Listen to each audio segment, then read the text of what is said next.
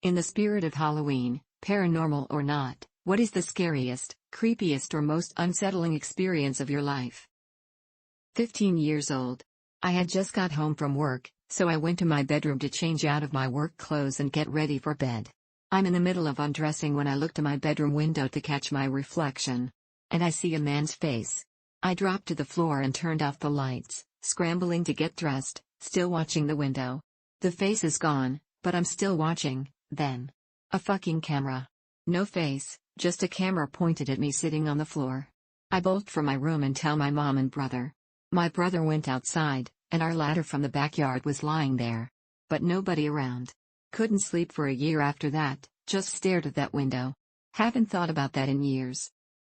When I was around 16, my rapidly growing family finally moved from the house I had spent my entire life in. As you would expect, we spent a lot of time fondly remembering things we used to do in the house as we were packing everything up. At some point I decided to go into the downstairs closet with a flashlight and read, something I used to do when I was younger to get some peace and quiet. Now, this is one of those deep closets that goes under the stairs. It went back around 8 feet and then had a left turn into a very low, maybe 3-foot high space. This space was largely occupied by a mountain of old blankets and stuffed animals.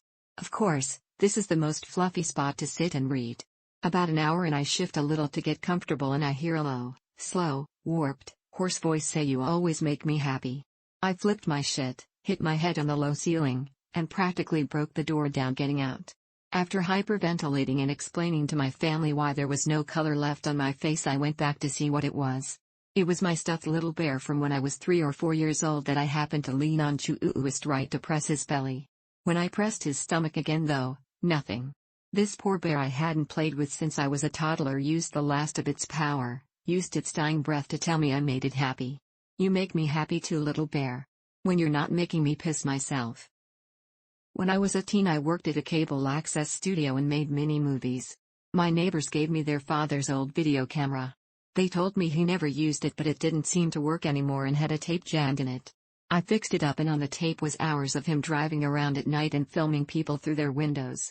Nothing overly sexual was on it, but there is something unsettling about seeing peeping Tom footage of a guy eating dinner with his family or over 20 minutes of some girls dancing around in their room.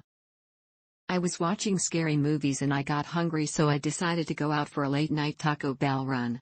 I lived alone at the time, so it was quite a shock as when I opened the door a hand was reaching in after me.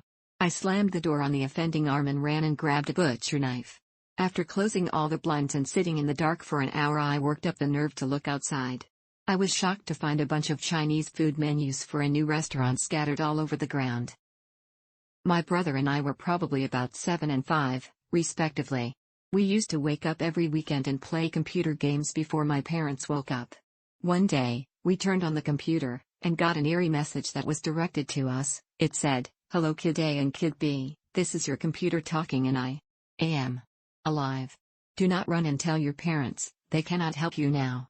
Turns out my dad had programmed the computer to say that upon startup. This was mid-90s.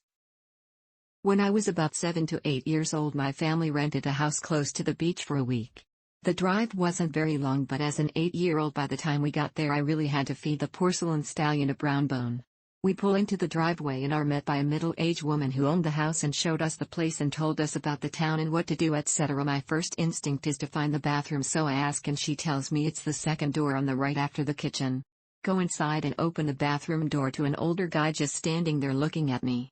I kinda duck my head down, say sorry, and went back outside. They noticed I was back pretty fast and I told them there was someone in the bathroom already. That's when it got weird. The lady looked at me confused and said there's no one else in the house. I explained that I definitely saw someone in that bathroom. After searching the house we find no evidence of anyone else being there. After a while the lady told us her dad owned the house and lived there and recently passed away. She inherited the house and wasn't sure what to do with it, so she started renting it out. Pretty sure I saw that dude. I volunteered as an EMT in a small village just outside NYC as a senior in high school in my first few years of college. This night we were on call for not only our town but the surrounding 2 villages, who were out of service. One of the villages isn't exactly the best neighborhood. Now, generally we always have a police officer on every scene we go to just because they can always get there faster. This time around, though in this bordering village, There was a fire on the other side of town and some sort of crime investigation elsewhere. Basically PD resources were stretched thin. A call came in for a 25-year-old male with a facial wound at a private residence with instructions that the patient was in the backyard.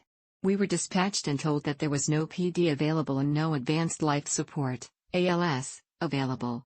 It was just me and my driver. Note, this is standard in most agencies. It just felt very unnerving for me, so we get on scene and it was an apartment building with an open yard in the back that we could drive onto. My driver pulls onto the field and he sees the patient sitting in the shadows as though he was hiding. Something felt off and that feeling prompted me to hit the floodlights on the ambulance illuminating most of the yard.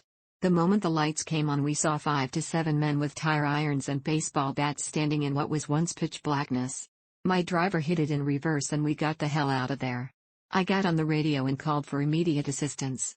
Turns out those guys were planning on jumping us, stealing the narcotics from the ambulance, and taking the rig for a joyride. Poor planning really, because we don't carry narcotics on a basic life support ambulance. To this day I fear what would have happened if we had just walked up to the patient.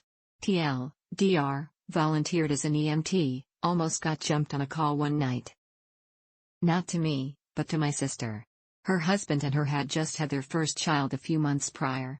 My brother-in-law was working the graveyard shift at his job as my sister stayed home taking care of my nephew. Around 2 a.m., she heard loud knocking on her back door.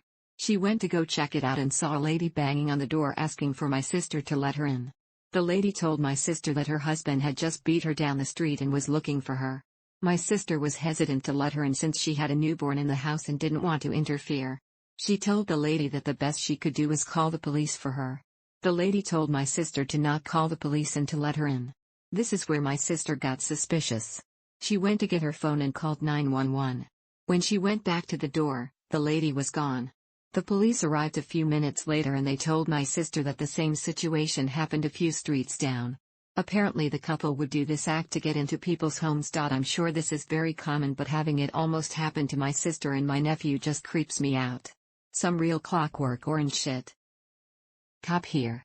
I've posted this story before so it may sound familiar. I was dispatched to a house at about 1 a.m. for a prowler. We get there and talk to the residents. Long story short, they saw 2 people wearing masks, one Jason-style hockey mask, don't remember the other, in the yard across the street. It was like 2 weeks past Halloween, so it seemed believable. We checked the area and don't see anything. 10 to 8. It's worth noting the residents didn't seem drunk/high/crazy at all. A few times you'll get a similar call and get there to find the resident is strung out on meth and seeing things. However, back to the story. An hour later we get called back. This time we have our dispatcher on the phone with them while we are surrounding the area. We, about 5 of us, are in a perfect position. Dispatch tells us they can still see the prowlers in the next yard. We start to move in. Dispatch says the residents saw the 2 prowlers wave and move into the shed. Guess where I am? That's right, next to the shed. I give verbal commands, bang on the door, and nothing. Fuck it, fine. I'll come in after you. Doors open and empty. I even think to check for a trapdoor. Nothing. It is raised about 4 inches, so there isn't even a possibility of a door leading out. Again check the area and find nothing. I talk to the residents. They said as I was moving in on the shed the 2 put their finger to their lips, giving the shh sign, and then they both waved. They moved into the shed as I was next to it. We went over every possibility trying to come up with an explanation. If the caller was just fucking with us, they had no prior history of it, as in repeated calls for service at the address. I'm not much of a believer in paranormal stuff, but I can still appreciate a situation where I cannot logically explain what just happened. This is not paranormal, but was immensely creepy at the time. I was visiting my hometown and decided to pick up my old high school friend from his house and take him to dinner and a drink to catch up. He is kinda stressed and tells me that his ex, with whom he had broken up with over 2 years prior, has been stalking him and harassing him. I drive him home afterwards, and it starts to drizzle. As I drop him off at his house, the neighborhood was dark and quiet by now. We both notice a bag tied to my side view mirror. It was likely attached when we were at the restaurant.